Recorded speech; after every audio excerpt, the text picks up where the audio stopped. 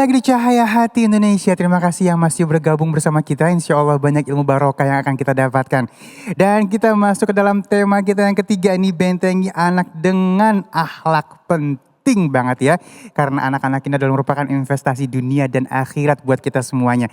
Dan langsung aja akan dibahas oleh guru kita yang dimuliakan Allah Subhanahu wa taala, Al Ustadz Syahdan. Allahumma shalli ala Sayyidina Muhammad. Assalamualaikum warahmatullahi wabarakatuh. Waalaikumsalam warahmatullahi wabarakatuh. Bismillah walhamdulillah. Alhamdulillahilladzi bini'matihi tatimmus shalihat. Wa bifadlihi tatanazzalul khairat wal barakat. Wa bitaufiqihi tatahaqqaqul maqasid wal ghayat. Wassalatu wassalamu ala sahibis syafa'ati wal mu'jizat wa ala alihi wa sahbihi dzawil hasanat. Amma ba'du. Ibu, bapak, saudara, para pemirsa Cahaya Hati Indonesia iNews TV yang dimuliakan oleh Allah Subhanahu wa taala. Syekh Imam Mustafa Shadiq Ar-Rafi'i dalam kitabnya Wahyul Qalam, beliau pernah berkata, seandainya aku diminta untuk merangkum intisari dari seluruh nilai-nilai ajaran Islam dalam dua kata, maka aku akan katakan keteguhan akhlak. Demikian pula, jikalau seumpama bersatu dan berkumpul seluruh ilmuwan Barat dan Eropa, duduk bareng membahas tentang peradaban dunia, lalu mereka ditanya apa yang paling sulit diraih oleh masyarakat dunia, maka niscaya mereka akan menjawab keteguhan akhlak.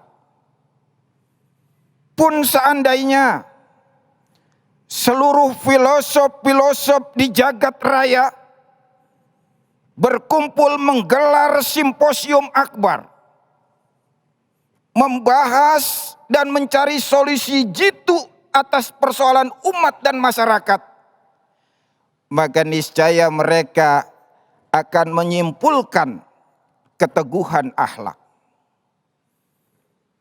Terlebih lagi saudara, jikalau barisan emak-emak, sekelompok bapak-bapak dan orang tua, baik di dunia nyata maupun di dunia maya, kalau ditanya kepada mereka apa kira-kira benteng yang paling kokoh untuk anak di era digital seperti ini, saya kira mereka banyak yang menjawab keteguhan akhlak.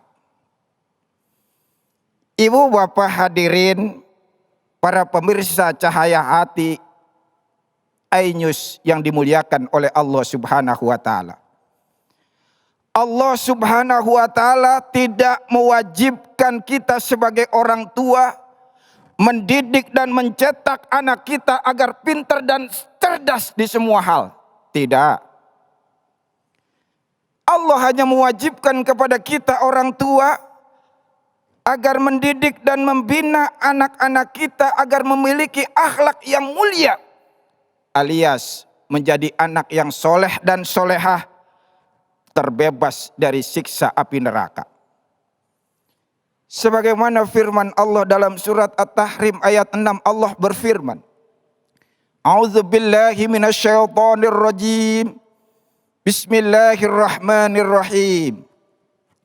Ya ayyuhalladzina amanu qu anfusakum wa ahlikum nar.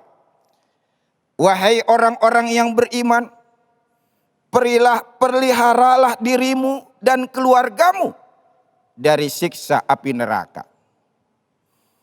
Ibu, bapak, para pemirsa Cahaya Hati Indonesia iNews TV yang dimuliakan oleh Allah Subhanahu wa taala. Karenanya Anak jangan hanya dijadikan penerus sejarah, tapi dia juga harus diajarin bagaimana cara-cara ibadah. Anak jangan hanya dijadikan sebagai untayan hati semata, tapi juga dia harus dibina dan diajari bagaimana cara mengaji. Pun demikian saudara, anak bukan hanya sebagai kebanggaan orang tua, tapi juga dia adalah merupakan amanah yang harus benar-benar dijaga. Ibu bapak, para pemirsa Cahaya Hati Indonesia iNews yang dimuliakan oleh Allah Subhanahu wa taala. Contoh bagaimana Ibunda Imam Syafi'i berjibaku mendidik dan membina Imam Syafi'i seorang diri karena beliau adalah single parent. Bagaimana Syafi'i kecil, beliau gotong-gotong, gendong-gendong dari satu majlis ke majlis yang lain dengan sabar. Demi akan terbentuknya akhlak dan ilmunya Imam Syafi'i. Begitu besar sampai gurunya karena bimbingan dan dampingan ibundanya merasa ilmunya habis semuanya. Diserap oleh Imam Syafi'i sehingga gurunya memerintahkan untuk pergi ke Madinah dan negeri-negeri lain untuk menambah ilmunya. Lalu Imam Syafi'i izin kepada ibundanya, "Ibunda, aku ingin pergi menuntut ilmu." Apa kata ibunda? "Sudah, silahkan. Menuntut ilmu adalah jihad di jalan Allah. Biar kita ketemu di akhirat saja." Allahu Akbar. Hari ini kayaknya nggak ada orang tua kayak gini nih. Demi akhlak dan ilmu anak, rela berjumpa nanti di akhirat kelak saja. Masya Allah, luar biasa. Ibu bapak sekalian, akhirnya kemudian Imam Syafi'i berguru di Madinah. Kemudian pergi ke Irak. Di Irak, singkat kata menjadi ulama besar, imam besar, mufti besar. Yang suatu hari kemudian ada ulama besar datang ke Mekah membuat halakoh. Selalu dalam pidatonya, menurut guru kami Muhammad Idris. Begitulah fatwa Muhammad Idris. Inilah apa yang disampaikan oleh guru kami Muhammad Idris. Kebetulan di situ ada ibunya mendengar. Penasaran ibunya, kemudian selesai halakoh bertanya, "Kiai, tadi siapa sebetulnya Muhammad Idris?" "Oh, itu guru besar kami di Baghdad." "Cirinya seperti apa?" "Begini, begini, begini." Allahu Akbar. "Itu anakku, guru." Masya Allah. "Oke guru, sampaikan kepada Imam Syafi'i karena beliau telah berhasil. Hari ini pintu rumah ibunya terbuka. Silahkan pulang." Masya Allah. Singkat kata disampaikan Imam Syafi'i pulang karena beliau menjadi ulama besar di Irak, di Baghdad. Semua umatnya, semua para jamaahnya membekali beliau dengan perbekalan harta dan ratusan onta. Masuk ke Mekah, kemudian disuruh utus anak buahnya, muridnya masuk kepada ibunya. Datang ke rumah ibunya. "Assalamualaikum." "Waalaikumsalam." "Siapa?"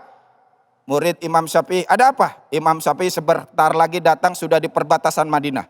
"Bawa apa dia?" "Wah, Imam Syafi'i bawa ratusan onta dan harta benda yang banyak." "Wah, kalau gitu pintuku tertutup lagi. Bilangin, aku tidak menyuruh Imam Syafi'i mencari harta." Masya Allah, ditolak. Akhirnya datang lagi lapor kepada Imam Syafi'i, "Guru, ditolak." "Kenapa? Emang kamu bilang apa?" "Saya bilang guru bawa banyak harta." "Salah kamu. Sudah harta aku sedekahkan ke penduduk Mekah. Bilang lagi ke ibuku bahwa aku Syafi'i datang hanya dengan membawa ilmu dan kitab-kitab." Dia datang kepada ibunya, "Guru, ibunda, guru kami Imam Syafi'i datang hanya membawa ilmu dan kitab-kitab." "Baik," kata ibunda, "hari ini pintu rumahku terbuka." Masya Allah. Ada orang tua yang datang, orang tua anaknya mudik, hanya bawa gembolan saja ditolak. Pulangnya malam aja biar gak kelihatan tetangga. Tetangga bawa Mercy, lu bawa motor doang, kan begitu. Masya Allah. Ibu bapak sekalian yang dimuliakan oleh Allah Subhanahu wa taala. Bagaimana caranya kita membentengi anak? Yang pertama, berikan teladan yang baik bagi orang tua, bagi anak-anak kita. Menjadi teladan bagi anak kita, nggak usah harus jadi ulama, nggak perlu harus jadi ustadz. cukup memberikan kelakuan yang baik dalam pandangan orang dan di depan anak-anak kita. Karena itu saudara, teladan orang tua lebih manjur daripada nasihat seorang insinyur. Teladan orang tua lebih melekat daripada nasihat seorang ustadz. Teladan orang tua itu lebih hebat dari melakukan seminar maupun diklat-diklat. Karena itu, mari kita bentuk teladan orang tua kita. Kita jadikan anak yang soleh, maka orang tuanya harus soleh dulu. Anaknya baik, orang tua harus baik dulu. Yang terakhir, jangan lupa mendoakan dan meridhoi anak-anak kita. Barangkali itu yang bisa saya sampaikan. Terima kasih. Wallahu muwaffiq ila aqwamit thoriq. Wassalamualaikum warahmatullahi wabarakatuh. Waalaikumsalam warahmatullahi wabarakatuh. Masya Allah, terima kasih guru kita Ustaz Syahdan. Masya Allah ya, kadang-kadang sering banget kita dengar, dasar lu bocah kagak ada akhlaknya, ya kan? Itu jadi kalimat saat ini ya. Dan mudah-mudahan anak kita bekali dengan akhlak yang baik, sehingga akhlak tersebut akan menyelamatkan dia di dunia maupun di akhirat, dan menyelamatkan orang tuanya. Dan baik, jamaah yang dimuliakan Allah Subhanahu wa Ta'ala, sesaat lagi kita akan menjawab pertanyaan-pertanyaan yang sudah masuk melalui media sosial kita. Jangan kemana-mana, tetap bersama kami di Cahaya Hati Indonesia.